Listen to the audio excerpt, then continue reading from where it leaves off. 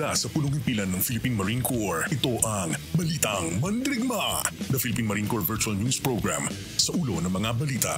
Mga Marines na isa sa Brigada Eskwela.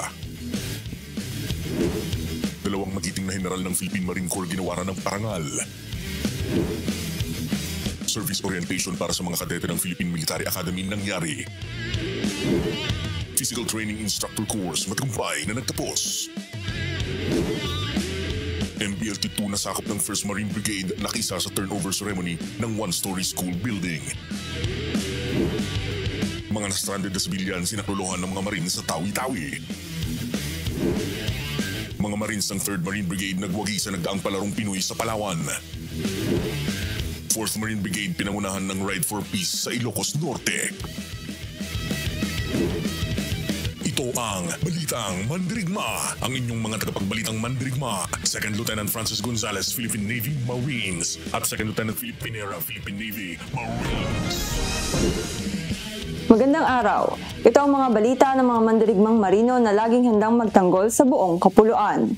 Inihahatid ng mga tagapagbalitang mandirigma mula sa Luzon, Visayas at Mindanao. Mula sa tahanan ng The Most Ready Force, ang Philippine Marine Corps. Ako si 2nd Lieutenant Philip Pinera, Philippine Navy Marines. At ako si 2nd Lieutenant Francis Gonzales, Philippine Navy Marines. Ito ang Balitang Mandirigma. Bilang paghahanda sa pagbubukas ng pasukan sa mga pampublikong paaralan, nakiisa ang inyong mga Marines sa pagsasagawa ng Brigada Eskwela. Katuwang ang ilang mga ahensya ng gobyerno at mga civilian stakeholders.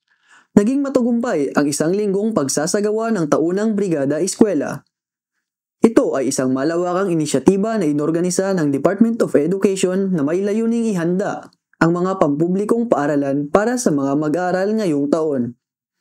Kabilang sa mga nakiisa sa Brigada Eskwela ngayong taon ay ang mga Marines mula sa iba't ibang unit ng Philippine Marine Corps.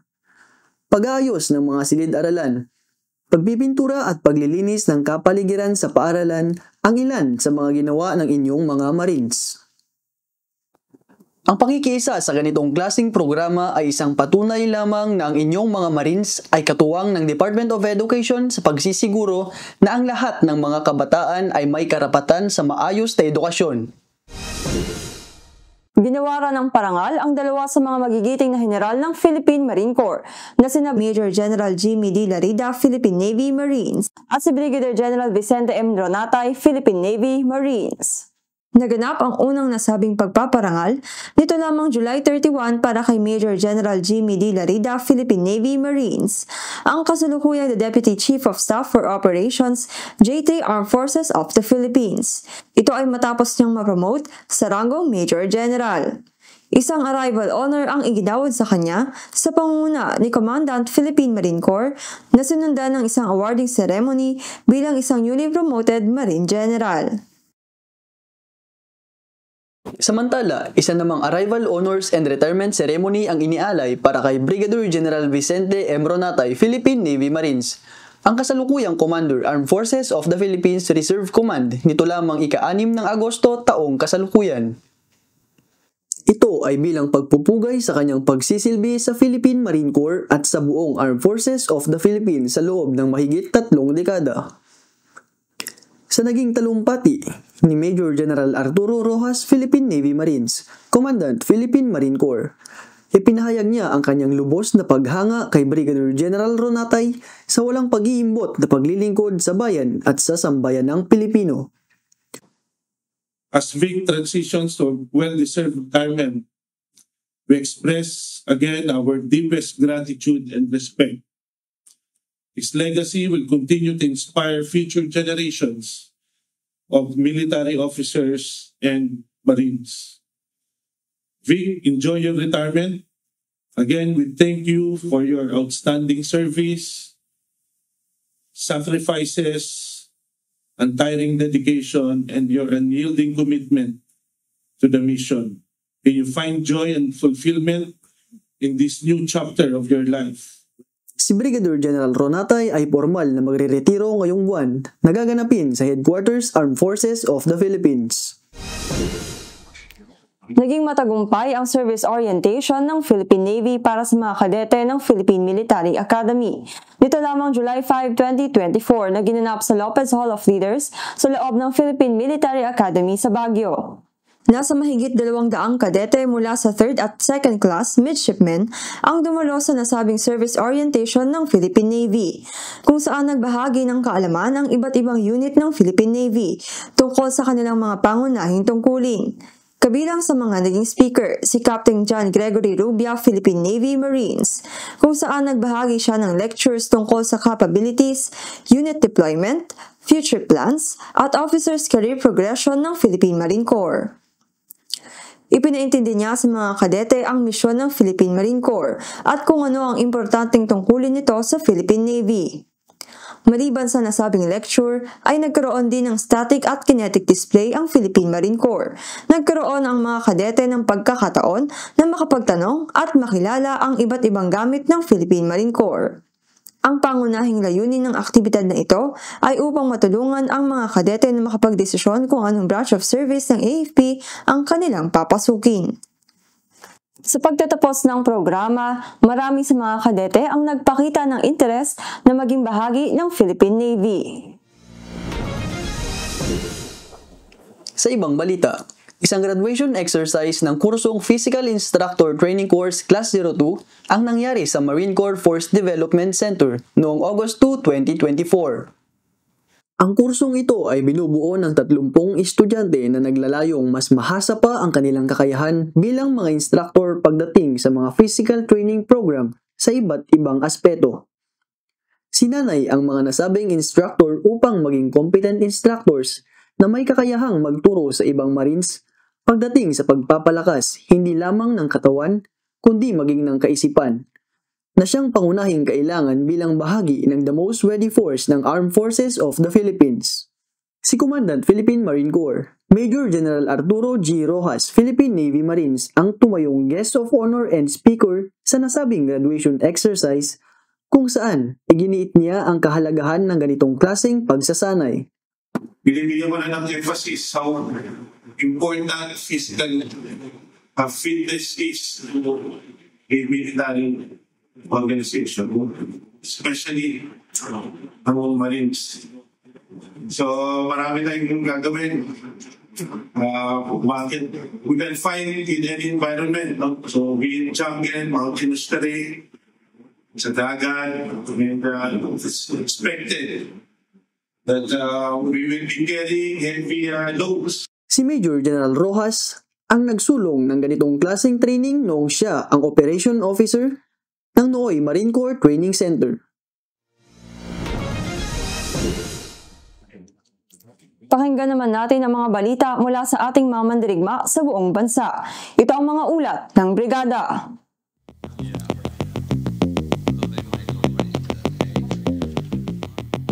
Nakiisa sa turnover ceremony ng dalawang one-story school building ang MBLT-2 na sakop ng 1st Marine Brigade. Para sa buong detalye ng balitang yan, narito si Corporal Chris Ivan Solmerano, Philippine Navy Marines. Katuwang ang lokal na pamahalaan ng Buldon at Matanog na parehong sakop ng Maguindanao del Norte na i-turnover na ang dalawang classroom building para sa mga estudyante ng Pantawan Elementary School at Sarmiento Elementary School. Matapos ang halos isang taong pagkakasara ng Pantawan Elementary School dahil sa soil erosion, formal na itong bubuksan para sa mga estudyante kasabay ng pag-turnover ng isang classroom building noong July 25, 2024. Ito ay sa pamamagitan ng pakikipagtulungan ng LGU ng Buldon at Marine Battalion Landing Team 2.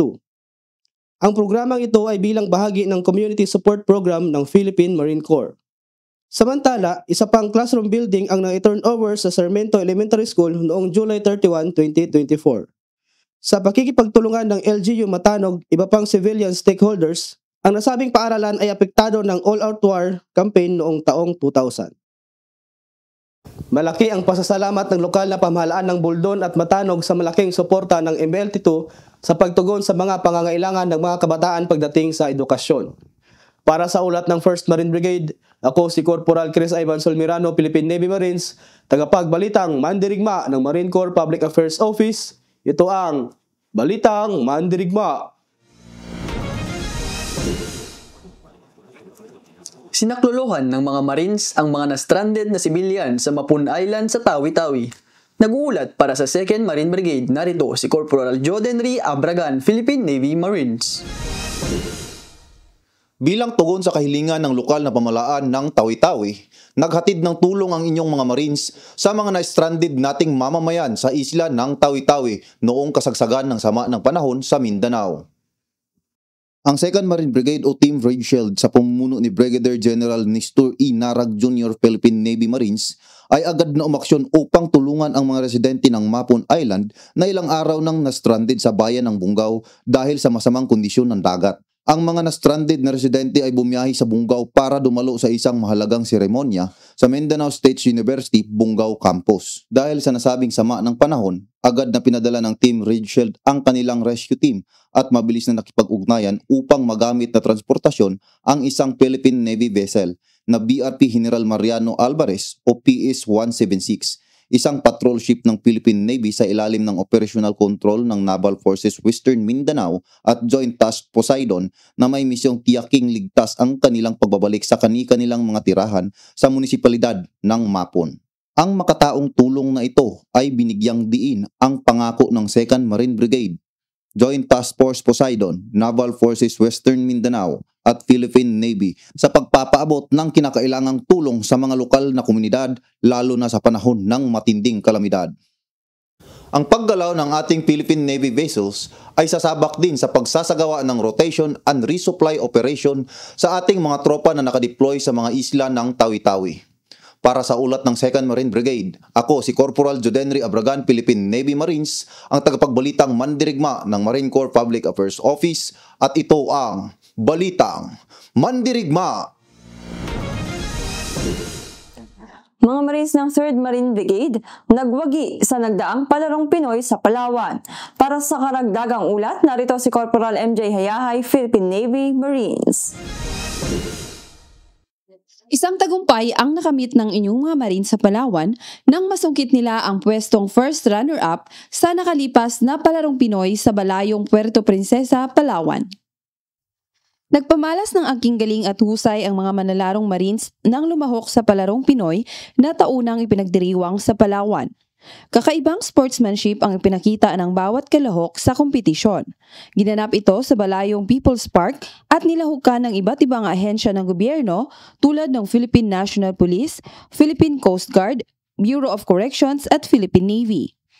Kabilang sa mga naging laro ay ang bamboo boxing, tug of war, sack race, walkathon, helicopter relay, 50-meter sprint relay at 25-meter swim relay. Dahil sa ipinakitang husay, koordinasyon at sportsmanship ng mga Marines, ay nakamit nila ang respeto ng bawat isang naging kalahok sa nasabing palaro. Para sa ulat ng 3rd Marine Brigade, ako si Corporal MJ Hayahay, Philippine Navy Marines, ang tagapagbalitang mandirigma ng Marine Corps Public Affairs Office. At ito ang Balitang Mandirigma.